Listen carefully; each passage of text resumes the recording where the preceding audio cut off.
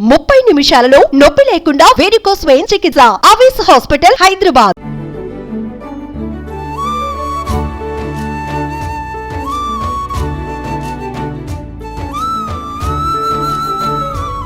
Quantity ముఖ్యం కాదు, quality ముఖ్యం. ఈ పదం ఎక్కువగా వినిపిస్తూ ఉంటుంది. ముఖ్యంగా నిత్యావసరాలుగా వాడేటువంటి సరుకుల్లో ఎక్కువగా క్వాంటిటీ కంటే కూడా క్వాలిటీనే ప్రజలు కోరుకుంటారు. 10 రూపాయలు ధర ఎక్కువ పెట్టైనా క్వాలిటీ సరుకు కొనుక్కోవాలని ఆశిస్తారు. అయితే ముఖ్యంగా పాల విషయంలో ప్రతిరోజు ప్రతినిత్యం ప్రతి ఇంట్లో కూడా అవసరమైనటువంటి వస్తువు పాలు.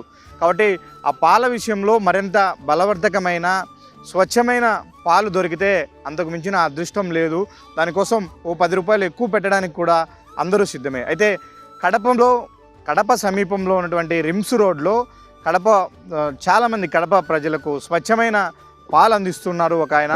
చాలామంది ఇక్కడికే ఈ ఫామ్లోకే వచ్చి వాళ్ళు ఇక్కడి నుంచే పాలు తీసుకెళ్తారు. ఎంత స్వచ్ఛమైన పాలంటే వాళ్ళు కళ్ళెదురుగానే ఒకవైపు పాలు పితుకుతూ ఉంటారు. వాటిని తీసి పక్కన డ్రమ్ముల్లో పోసినట్టు వాటిని నేరుగా కస్టమర్లకు అమ్ముతూ ఉండడం వల్ల అన్ని కళ్ళెదురుగానే ప్రాసెస్ జరగడం వల్ల ప్రతి ఒక్కరికి కూడా ఇక్కడికి వస్తే ఒక స్వచ్ఛమైన పాలు దొరుకుతాయి అన్నది వీళ్ళ నమ్మకం. సుమారుగా ఒక 15 బర్రెల వరకు ఉన్నాయి ఇక్కడ. అలాగే ఒక 6-7 గిరి జాతికి చెందినటువంటి ఆవులను అన్నిటినీ ఒక షెడ్ ఏర్పాటు చేసి ఈ షెడ్లో ఇక్కడే పెట్టి వీటికి చుట్టూ ఉన్నటువంటి పొలంలో మేతను ఏర్పాటు చేసుకున్నారు. వీళ్ళ దగ్గర బీహార్కు చెందినటువంటి ఒక 4-5 మంది కుర్రోళ్ళను కూడా పనిలో పెట్టుకున్నారు. వాళ్ళే పాలు పితికి వీటి లాలన పాలన వాళ్ళు చూస్తూ ఉంటారు. మనతో పాటు ఇక్కడ ఈ షెడ్డు నిర్వహిస్తున్నటువంటి యజమాని నాగిరెడ్డి శివరామరెడ్డి మనతో ఉన్నారు. ఆయన అడిగి వివరాలు తెలుసుకుందాం. ఇంత సక్సెస్ఫుల్గా ఒక ఫామ్ను మెయింటైన్ చేయడం, బర్రెలు ఆవులతో కూడినటువంటి ఎలాంటి మెలకువలు ఆయన పాటిస్తూ ఉన్నారు, బిజినెస్ పరంగా ఎలాంటి లాభాలు ఆయన అందుకుంటున్నారు అనే విషయాలు తెలుసుకుందాం. సార్, ఏంటి ఈ ఆలోచన మీకు ఎలా వచ్చింది? ఎప్పటి నుంచి చేస్తూ ఉన్నారు? అంటే నాది ఇక్కడ పక్కనే చెరులోపల్లి అనేది. నా పేరు శివరామరెడ్డి. మాకు చిన్నప్పటి నుంచి మా ఇంట్లో ఎనుములు ఉండేటివి. ఎటు ఎనుములు ఉన్నాయి కదా, దీన్ని కొంచెం పెంచుదాము, జనాలకు మంచి పాలు ఇద్దామన్న కాన్సెప్ట్తో దీన్ని తేవడం జరిగింది. ఫస్ట్ నేను కడప ప్రజలకు గిర్ర ఆవుల పాలతో పాలు ఇవ్వాలన్న ఆలోచనతో 2018 డిసెంబర్ 3 12 ఆవులు ఒక ఎద్దు తెచ్చాను. అంటే ప్రజలకు మంచి ఏది రుచించదు అనమాట. ఆవు పాల అయ్యో అవి వేడి చేస్తాయని, అవి పలచగా ఉంటాయని ఆ కాన్సెప్ట్తో జనాలు ఆవు పాలకు రాకపోతే 2018 టైం రాకపోతే తర్వాత నేను ఒక 3-4 నెలల తర్వాత నేను ఇనుములు తీసుకురావడం జరిగింది. ఇనుముల పాలకైతే మంచి ఆదరణ ఉంది. ఇడికి వచ్చి తీసుకుపోతారు. మేము పిండిన 1 అవర్లో పాలైపోతాయి. మాకు సేల్ వరకు ఇంకో 100 లీటర్లు ఉన్న ఇబ్బంది లేదు, అయిపోతాయి. కానీ మేమే ఇంకా దానికి ప్రిపేర్ అవ్వడం లేదు. చాలామంది ఒక సామెత ఉంది, ఏ పని చేత కాకపోతే 2 బర్రెలు పెట్టుకున్నా బతకొచ్చురా అనే సామెత. ఈరోజు మీరు దాన్ని ఒక చిన్నపాటి బిజినెస్గా మార్చి సక్సెస్ అయ్యారు. ఏం చెప్తారు యువతకు? కానీ ఇప్పుడు చాలామంది వ్యవసాయమే నమ్ముకొని నష్టాలు పాలవుతున్న పరిస్థితి, అనుబంధ రంగాలపైన దృష్టి సాధించట్లే. అలాంటి రైతాంగానికి కానీ మీరు ఇచ్చే సలహాలు ఏంటి? ఖచ్చితంగా రైతాంగం మనం కష్టపడి చేసుకోగలిగితే ఏదైనా బాగానే ఉంటుంది. దీంట్లో ఏంటంటే మనమే పాలు అమ్ముకోగలగాల, మనమే పని చేసుకోగలగాల, మన పశువులు మనం పోషించుకోగలగాల. అవసరమైతే ఈరోజు వర్కర్స్ ఉంటారు, ఉండరు. వర్కర్స్ లేకపోతే కూడా మనం బట్టలు ఇప్పి పక్కన పెట్టి పేడెత్తుకునేదానికి సిద్ధంగా ఉండాలి. ఇది రెడీ అనుకుంటే ఎవరైనా చేసుకోవచ్చు, ఎవరైనా దీన్ని హ్యాపీగా నడుపుకోవచ్చు. దీంట్లో మీరు చెప్పినట్టు ప్రతిరోజు పని ఉంటుంది, ప్రతిరోజు ప్రొడక్టివిటీ ఉంటుంది, పని ఉంటుంది, డబ్బు ఉంటుంది, ఇబ్బంది లేదు. మనకు కావాల్సిన వ్యవసాయానికి కావాల్సిన పేడ వస్తుంది. ప్రతి సంవత్సరం 10-15 దూడలు వస్తాయి. అంతా నన్ను అడిగితే ప్రతిదీ మనం ఆదాయకరంగా ఉంటుంది. చేసుకోవడం కొంచెం చూసుకొని జాగ్రత్తగా చేసుకోవాలి. ఎంత మీరు దీన్ని పెట్టినప్పుడు ఎంత ఖర్చు అయింది, ఎంత పెట్టుబడితో మీరు ఈ ఆలోచనతో ముందుకు వచ్చారు, తర్వాత ఏమేమి వనగూర్చుకున్నారు, ఈరోజు మీ ఆదాయం ఎంత? అంటే నేను ఫస్ట్ స్టార్టింగ్ నేను ఒక షెడ్ వేసుకున్నా 30-40. ఈ షెడ్కి ఒక 6 లక్షలు ఖర్చు అయింది. తర్వాత నేను ఆవులు తెచ్చినాను. ఆవులను తీసేసి గేదెలు తీసుకొని ఈ మొత్తం నాకు వచ్చేసి 30-30 వేల దాకా ఖర్చు వచ్చి ఉంటుంది. ఇప్పుడు మనకు రోజుకు వచ్చేసి ఒక 100-120 లీటర్లు వస్తాయి ఉదయం సాయంత్రము. నేను 90 రూపాయలు గేదె పాలు, 120 రూపాయలు ఆవు పాలు అమ్ముతా. యావరేజ్ 100 రూపాయలు వేసుకున్నా కూడా నాకు రోజు 12,000 రూపాయలు వస్తుంది. నా వర్కర్స్కు నా మిగతా ఖర్చులకు ఒక 7-8 వేలు పోయినా కూడా నాకు 3-4 వేలు మిగులుతాయి. నెలకు 1 లక్ష రూపాయలు. నేను కూడా నా పిల్లలు 2 సాఫ్ట్వేర్ ఇంజనీర్లు. నా పిల్లలతో పాటు నేను సాఫ్ట్వేర్ ఇంజనీరింగ్ చెప్పుకుంటాట. అంటే ఒక సాఫ్ట్వేర్ ఇంజనీర్కు సరితూగే విధంగా మీ సంపాదన ఉంది. ఇంకా కొంచెం ఎక్కువే. సాఫ్ట్వేర్ ఇంజనీరింగ్కి 60,000-70,000 ఇస్తాను. నేను ఒక ₹1,00,000 సంపాదిస్తాను. నా దగ్గరకు వచ్చే పాలకు వచ్చే ప్రతి ఒక్కరు మా ఫ్యామిలీ మెంబర్ లాగా ఉంటారు.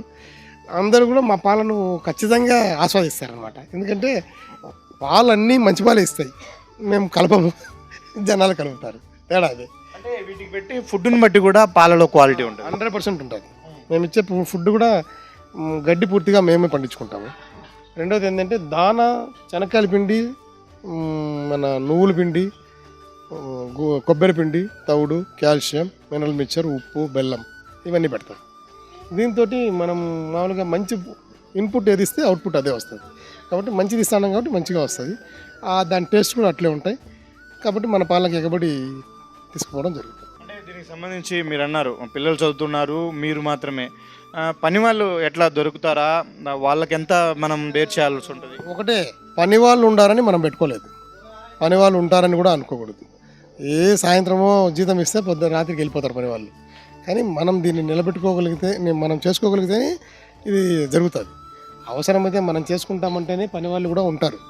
మనం చేసుకోలేమంటే డిమాండ్ చేసి వాళ్ళు ఇంకొంత ఎక్కువ ఇబ్బంది పెట్టేదానికి అవకాశాలు ఉంటాయి.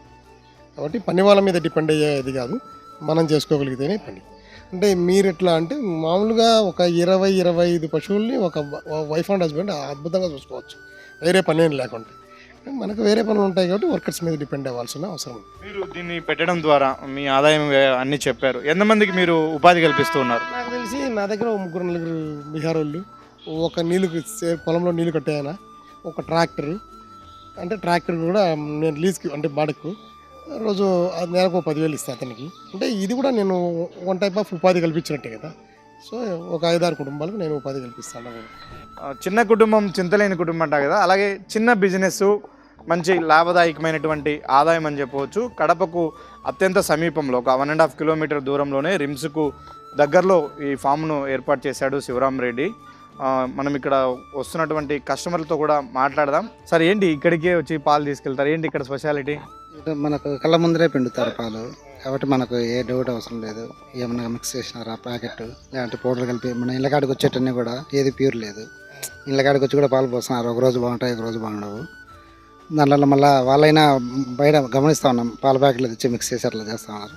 అట్లా కాకుండా ఇక్కడ కళ్ళ ముందరే పిండుతూ ఉంటారు కాబట్టి ఇక్కడికే వచ్చి రెగ్యులర్గా వస్తారు సార్, మీరు ఇక్కడికే వచ్చి తీసుకెళ్తారు? మాది ఇండస్ట్రియల్ ఎస్టేట్. నేను రైల్వేలో వర్క్ చేస్తాను. మార్నింగ్ కూడా 5 కల్లా వస్తాయి, ఈవినింగ్ ఈ టైంలో ఉంటాయి. ఇప్పుడు వీలైతే ఆ టైంకి వచ్చి రెగ్యులర్గా ఇక్కడికి తీసుకెళ్తాం. అంటే సార్ రేటు విషయంలో బయట ఇక్కడ ఏమన్నా డిఫరెన్స్ ఉందా? ఎంత అమ్ముతారు? ఒక 10 రూపాయలు మామూలుగా ఇంటి దగ్గర అయితే 80 తీసుకుంటారు, మాకు ఇక్కడైతే 90 రూపీస్ లీటరు. కాకపోతే కళ్ళ ముందర ప్యూర్ కనిపిస్తూ ఉంది కదా, ఆ క్వాలిటీ మెయింటైన్, రేట్ పెట్టినా క్వాలిటీ మెయింటైన్ చేస్తున్నారు కాబట్టి. ఏంటి బయట దొరికే పాలకు వీటికి మీరు ఏం తేడా అబ్జర్వ్ చేశారు? ఇక్కడంటే మా కళ్ళ ముందరనే పిండి మాకు ఇస్తారు కాబట్టి మాకు నమ్మకము. పాలు కూడా బాగుంటాయి, పాలు కూడా బాగా దీంట్లో మీగడ కూడా బాగా వస్తుంది. అసలు మేము నెయ్యి కూడా కొన్న అవసరం లేదనమాట, సూపర్గా ఉంటాయి పాలు. మేము ఎక్కడి నుంచో వచ్చి తీసుకెళ్తాము. నుంచి మీరు నెయ్యి సేకరించాలంటే ఏం చేస్తారు మేడం? పాలు కాంచి పెరుగు పెడతాము, బాగా ఎక్కువ అంటే పాలు కాంచి ఫ్రిడ్జ్లో పెట్టేస్తాం అనమాట. బాగా ఎక్కువ మీగడ వస్తుంది, దానికి కొంచెం సేమ్ వేసేస్తే ఎక్కువ మీగడ వస్తుంది. 1 వీక్ అంతా మాకు ఒక 1/2 పావు నెయ్యి వచ్చేస్తుంది. అమలాపురం వ్యక్తులు కూడా ఉన్నారు, వాళ్ళు కూడా ఈ పాలనే ప్రిపేర్ చేస్తున్నారు, మనతో పాటు ఉన్నారు. సరే ఏంటి మీ ఏరియాలో కూడా చూసింటారు ఈ బిజినెస్ని కానీ ఇవి పాల వ్యాపారం మీరు ఇక్కడ కొనుగోలు చేయడం కానీ వీటన్నిటిని ఏం చెప్తారు? వాస్తవంగా చెప్పాలంటే పాలు చాలా హైజెనిక్గా తీస్తారండి. వాళ్ళ దూడన చూడటంలో కానీ వాటిని క్లీన్ చేయడంలో కానీ పాలు తీసేటప్పుడు కూడా చాలా హైజెనిక్గా తీస్తారు. క్వాలిటీ ఉంటుంది పాల్లోనే, ఏమీ కల్తీ కానీ ఏమి ఉండదు. మనం పట్టుకెళ్ళి లీటర్ 90 రూపాయలు కొనుక్కున్నా దానికి తగ్గ వెన్న ఇవన్నీ మనకి వస్తాయండి. పెరుగు కూడా చాలా టేస్ట్గా ఉంటుంది, టీ కానీ ఏం కాసుకున్నా అన్నీ చాలా టేస్ట్గా ఉంటుందండి. మా చిన్నప్పుడు మేము చూసిన పాలు విధానం ఇప్పుడు ఇక్కడికి వచ్చిన తర్వాత కనిపించిందండి. నేను వైజాగ్లో ఉండేవాడిని, అక్కడ ఎక్కడైనా కంపెనీ పాలు కొనుక్కొని తాగడమే. ఇక్కడికి వచ్చిన తర్వాత నేను వచ్చి దగ్గర 8 మంత్స్ అవుతుంది. 8 మంత్స్ నుంచి కంటిన్యూగా డైలీ పట్టుకెళ్తాను నేను. చాలా క్వాలిటీగా ఉంటుంది. ఫస్ట్ ఏంటంటే వీళ్ళు సొంతంగా, అంటే వాళ్ళు ఏదో వ్యాపారం కోసం చేసినట్టు ఉండదు, వాళ్ళ సొంత ఇంట్లో చేసుకున్నట్టు అంత హైజెనిక్గా చేస్తారండి.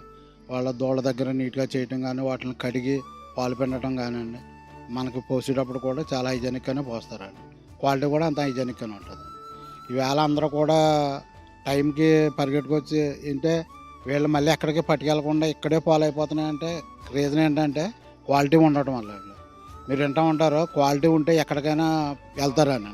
ఇప్పుడు మనం ఫుడ్ ఎక్కడైనా బాగుందనుకోండి ఒక 5 కిలోమీటర్లు అయినా సరే అక్కడికి వెళ్ళి తెచ్చుకుంటూ ఉంటాం. అలాగే ఇక్కడ ఈవేళ వీళ్ళు ఇక్కడ కూర్చున్న దగ్గరే పాలు అయిపోతున్నాయంటే ఎన్ని లీటర్ పాలు అయినా అది క్వాలిటీ ఉండటం వల్ల అది బెస్ట్ క్వాలిటీ అనమాట నేను చూసినాను. లాభదాయకంగా జరుగుతుంది అని చెప్తున్నారు. తనతో పాటు మరో ఒక 5 కుటుంబాలకు ఉపాధి కూడా కల్పిస్తూ ఉన్నారు. అయితే స్వచ్ఛమైన పాలు అందించడానికి పెట్టింది పేరు ఈ శివరామరెడ్డి డైరీ ఫాము.